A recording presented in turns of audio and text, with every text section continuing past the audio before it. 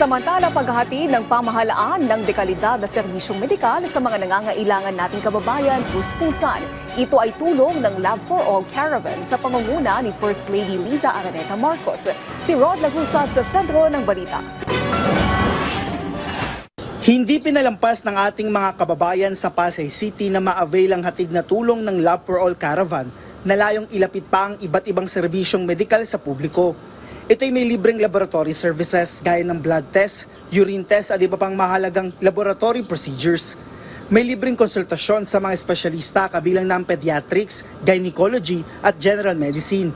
Namahagi din ng gamot sa mga nangangailangan. Bukod dito, hatid ng programa ang libreng dental services at maging complementary minor surgical procedures para sa mga eligible patients. Isa si Nanay Rowena na pumila sa caravan ngayong araw. Napakalaking tulong ho talaga to para sa mga katulad namin, lalo na sa senior citizen.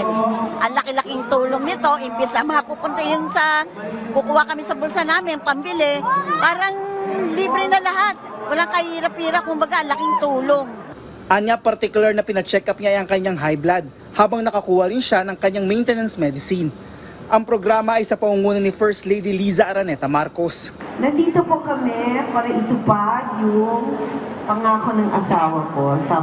Sabi kasi ng asawa ko sa SONA niya, we should bring government services closer to the people and not the other way around. Iba't ibang ahensya din ng gobyerno ang kasama dito gaya ng DOH, DSWD, DTI, DILG, PAW, NHA, Pag-ibig, PCSO, TESDA, DA na may dalang agricultural materials at seedlings habang ang CHED ay may hatid na scholarship grants. Katuwang din dito ang ilan mula sa pribadong sektor gaya ng Go Negosyo na may livelihood mentoring. Ang programa ng national government ay katuwang sa mga serbisyong ipinapatupad na ng Pasay LGU. Nagkakadugtungan at nagtutulungan ang national agencies pati po ang local government para po ang mga pagkukulang namin ay magkaroon po ng kadugtong upang masagot ang pangangailangan ng aming mga kababayan. Ayon sa alkalde, hindi dito natatapos dahil ang lokal na pamahalaan ay may mga programa ng ipinatutupad.